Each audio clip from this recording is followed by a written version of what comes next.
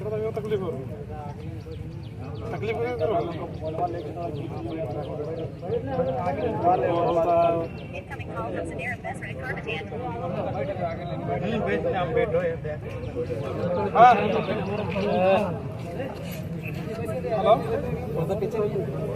Hello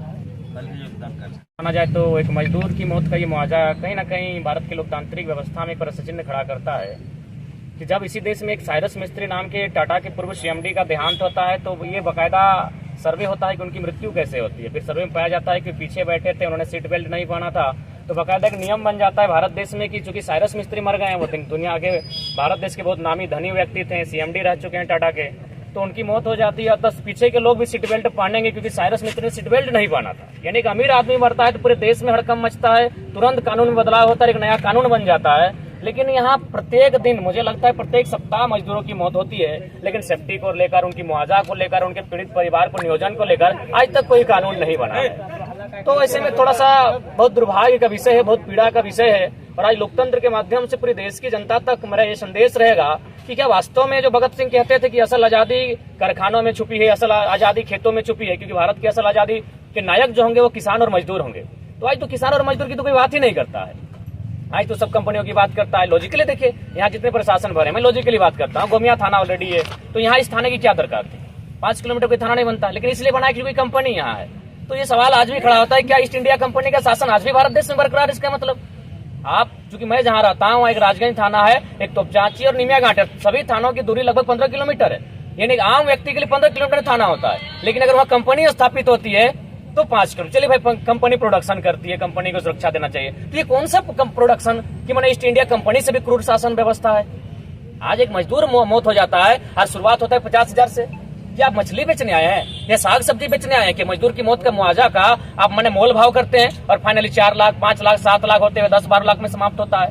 तो इसीलिए हालांकि जो भी आज निष्कर्ष आएगा, जो भी मुआवजा मिलेगा, हो सके परिवार को राहत मिलेगा, लेकिन एज ए ह्यूमन की बात करी जाए, आज जो हम लोग आंदोलन कर रहे हैं हम सेटिस्फाइड नहीं हो पाएंगे, क्योंकि मोल भाव नहीं होना चाहिए। एक देश का अमीर आदमी मरता है तो आप सीट बेल्ट का नियम लेके आते हैं कि सीट बेल्ट नहीं पहना तो अमीर आदमी मर गया।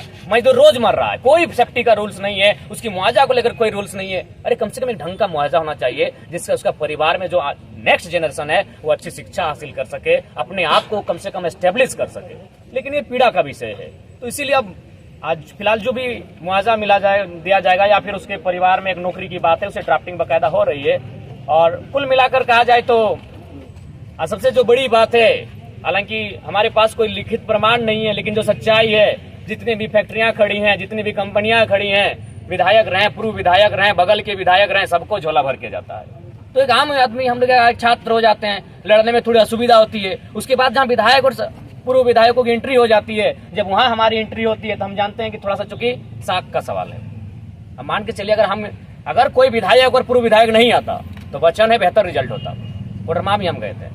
लेकिन चूंकि वहां जब पॉलिटिकल पर्सन का इंटरफेयर होता है तो चूंकि उसका साख का विषय है कि धनबाद का लड़का है, आयकल का लड़का है, बेटा हम लोग बात किए इतना का 10 रुपया के 12 देके दिला के चला जाएगा मुआवजा में, तो साख का विषय आता है।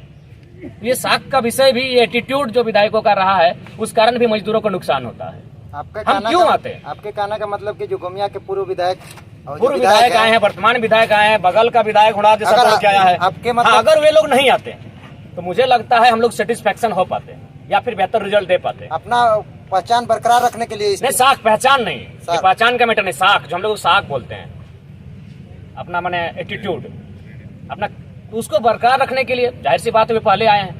तो हम लोग क्यों आएंगे? हम तो बार बार चाहते हैं हम गोमिया क्यों आएंगे? मेरा घर तोपचांची है, हम अपना क्षेत्र को नहीं देख पाते, हम गोमिया क्यों आएंगे? हमारे गोमिया में, लेकिन जो लोग अच्छा काम करेंगे, अगर वो बेटर करते तो हमें गोमिया आने की जरूरत नहीं है।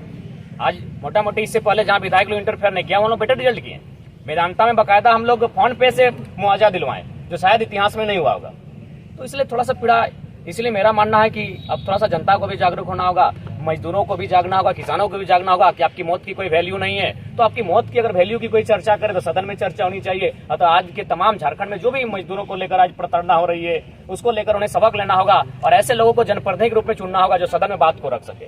आज सिर्फ कहते हैं किसानों का देश है। अभी भारत के पर्वतमाला प्रोजेक्ट जो बनारस से लेकर कलकत्ता तक जाएगी, उन्हें पुणे दाम में जमीनें ली जाएगी, जिसमें हमारा 159 किलोमीटर झारखंड में आएगा, बिहार में 167 किलोमीटर के आसपास आएगा, बंगाल में लगभग 242 किलोमीटर के आसपास आएगा। जमीनें किसकी जाएगी? किसानों की। और ये डंका पीटते हैं किसानों का देश है। कहाँ किसानों का देश है भाई? कौन लॉजिकली बात रखता है? कौन वहाँ सदन में रखता है कि भाई क्या रेट होना चाहिए? 5,000 4,000 में कोड़ी के भाव जमीन ले लिए, और किसके लिए बना? कौन सा किसान बनारस से कलकत्ता जाएगा भाई? किसको जरूरत है? सब कॉर्पोरेट्स को देख के बना जाता है। तो कॉर्पोरेट से कम मुक्ति पाएगा यह देश? कॉर्पोरेट से मुक्ति नहीं पाएगा तो फिर साफ साफ हटाइए, लिखिए ईस्ट इंडिया कंपनी, और वही शासन चल रहा है। इसलिए आज बहुत दुर्भाग्य का विषय है। आप मुझे लगता है ये केवल झारखंड का समस्या नहीं है, पूरे भारत के लोगों को आज जो कैपिटलिज्म जो जिस प्रकार से हावी हो रहा है, जिस प्रकार से आम व्यक्ति की सोच को खत्म कर रही है, वहाँ मेरे हिसाब से अब देश को एक नए मूवमेंट की दरकार है। और साथ ही आज जो भी बात हुई है पब्लिकली बकायदा उनके फैमिली वालों के साथ भी पूछ लेंगे। खैर जो भी आया है, कहावत है भागते भूत की लंगोटी बली, तो उसे स्वीकार किया जाए। और टाइगर जेरामतो को आना हर कंपनी का मुआवजा, अगर ऐसा हर जगह आप टाइगर जेरामतो पॉसिबल नहीं है, लॉजिकली पॉसिबल नहीं है। लेकिन चूंकि ये हम लोग बोकारो में थे और 30-40 किलोमीटर का जो डिस्टेंस होता है, हार्डली 50 तो हम लोग कवर कर लेते हैं, और इसीलिए आना पड़ता है। बाकी हम लोग ऐसा कोई, हम लोग आने की कोई इच्छा नहीं होती है। हम लोग भी चाहते हैं कि मजदूर की मौत ही ना हो भाई, हम क्यों जाएंगे उस मसले पे। लेकिन जब ऐसा हो जाता है अनहोनी तो आना पड़ता है। हम तो बाकायदा क्यों चाहेंगे? हम लोग को मैंने मजदूरों की मौत पर जाके हमले अब कुछ नहीं करना है। बस हम लोग यही चाहते हैं उसकी सेफ्टी पर ध्यान रखा जाए, तमाम जो कंपनियां एक सेफ्टी का गाइडलाइन प्रोवाइड हो, अब उस गाइडलाइन का अनुपालन हो।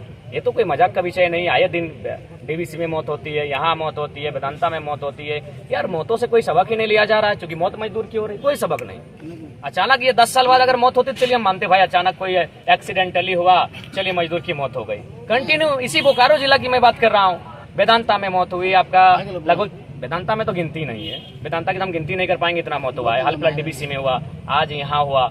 हमेशा तो मजदूरों की मौत हो रही लापरवाही के कारण। तो क्यों, आखिर कब सेफ्टी का बात कब होगा? और सेफ्टी के साथ साथ अगर अनहोनी घटना घटती है तो एक उचित मुआवजा होना चाहिए, जो वास्तव में लगे कि हाँ वो परिवार आगे अपना गुजर बसर कर सकता है। 2.5 लाख 3 लाख 4 लाख 5 लाख मुर्गी छगरी नहीं होता है भाई उतना में। साल भर में मुर्गी छगरी लोग का, पशु पक्षी लोग का आहार उतना हो जाता है। तो ये बाकायदा ये सिस्टम बदलना चाहिए, और इस सिस्टम को बदलने के लिए मुझे चाहिए और हमें मेरा मानना है कि सदन में बात रखनी चाहिए। सड़क पे तो हम लोग आंदोलन कर रहे हैं, रात से बैठे हैं, आपके लोकतंत्र के चौथे स्तंभ के माध्यम से अपनी आवाज को भी लोगों तक पहुंचा रहे हैं। लेकिन जब तक सदन में बातों को नहीं रखा जाए, सदन में जब तक पेश नहीं किया जाए, जिस प्रकार वहाँ बिल पेश होता है, जब तक इन बातों को वहाँ कोई पेश नहीं कर पाएगा, तब तक मुझे नहीं लगता है मजदूरों के हितार्थ के लिए कोई कदम उठाए जाएंगे। मजदूरों की इसी प्रकार मौत होती रहेगी, आंदोलन होंगे, सड़क जाम होंगे, धरना बैठेगा, कुछ औने पौने दाम में मुआवजा दिया जाएगा, फिर फाइलों को बंद कर दिया जाएगा, फिर अगला मजदूर किसी दिन मारा जाएगा, कोई कानून नहीं।